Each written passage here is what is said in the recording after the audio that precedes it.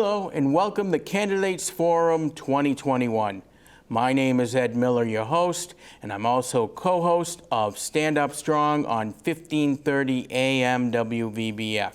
And in the studio, I'm with Jeff Thompson, who is the incumbent of Ward 5 and running for re-election. Jeff, how are you doing today? I'm doing well, Ed. Thank you. Okay. And tell us a little bit about yourself and why you would be a good choice to re-vote for in Ward 5.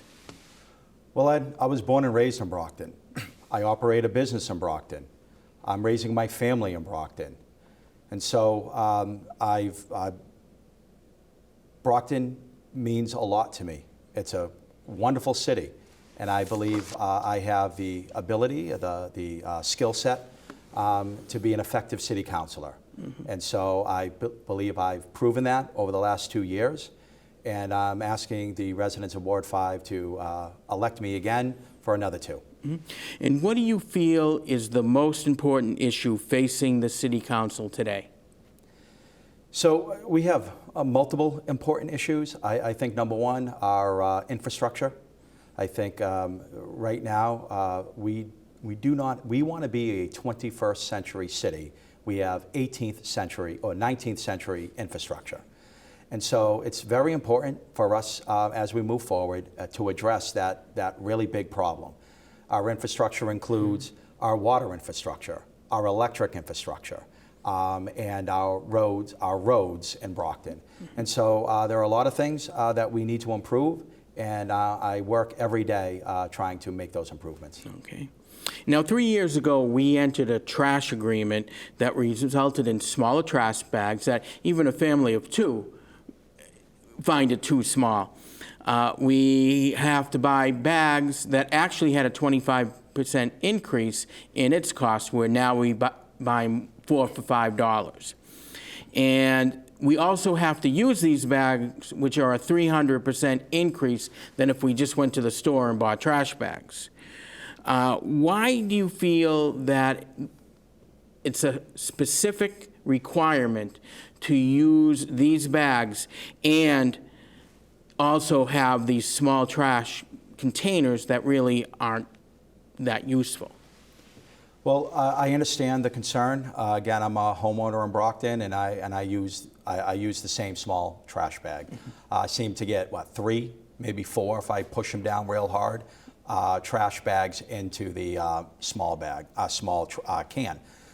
But I think the theory behind it was that those who generate more trash should be responsible for paying for their trash, and that expense should not be borne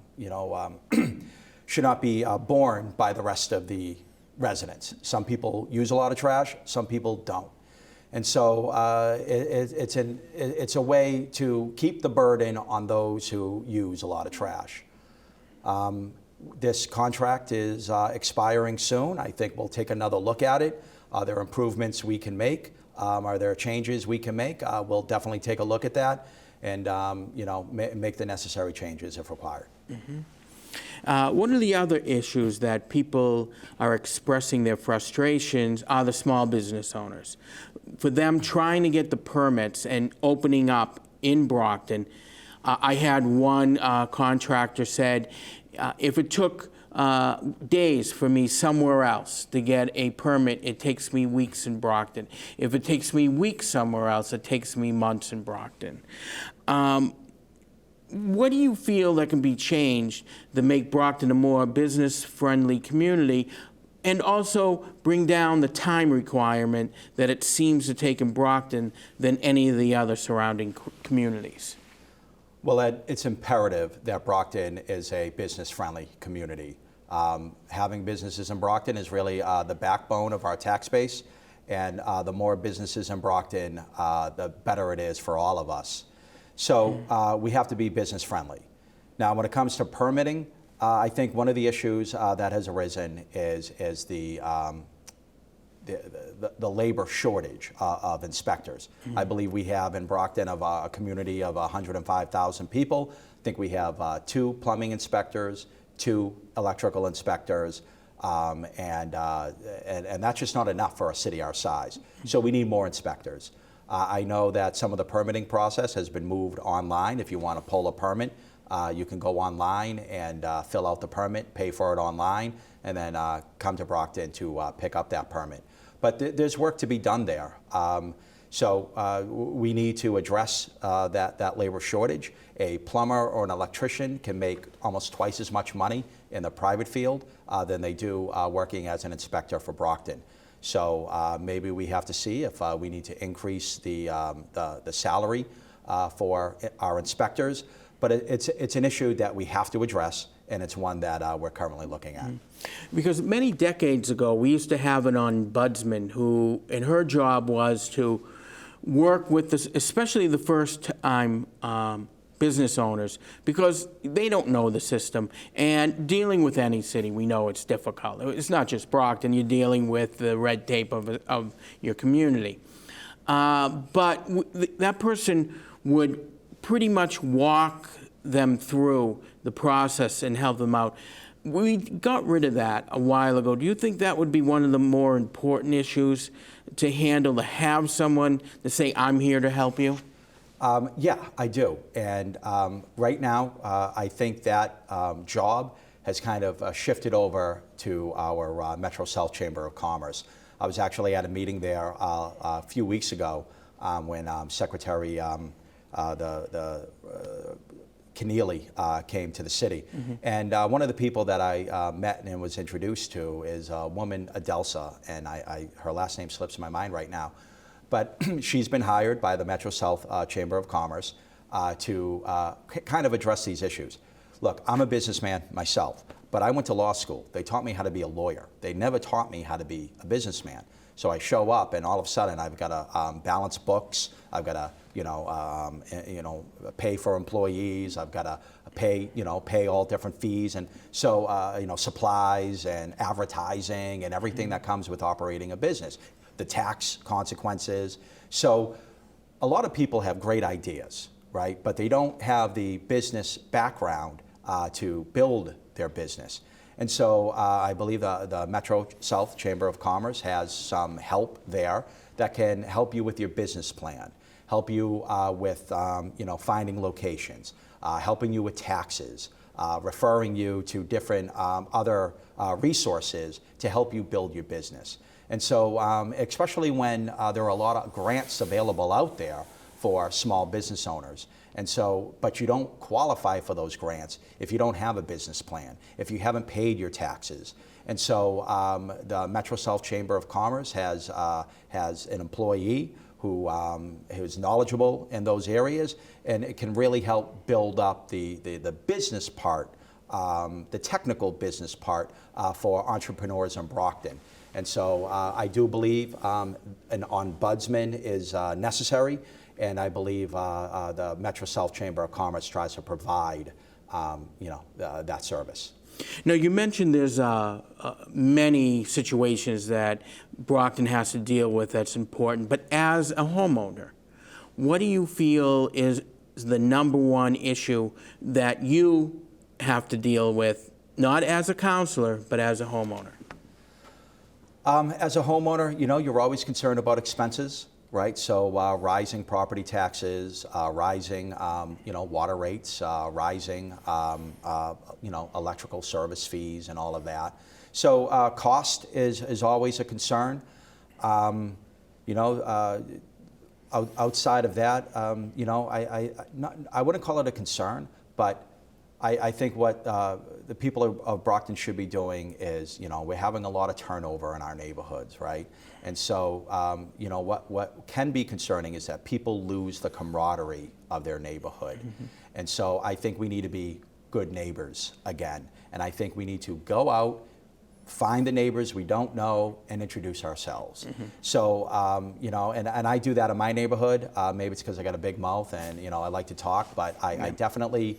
I think and I don't want to call it a concern, but something that I think we need to address is as our city turns over, naturally, as it should be, that we as a city kind of make an effort to introduce ourselves to our neighbors. And that's why I believe the Neighborhood Watch program is an important function.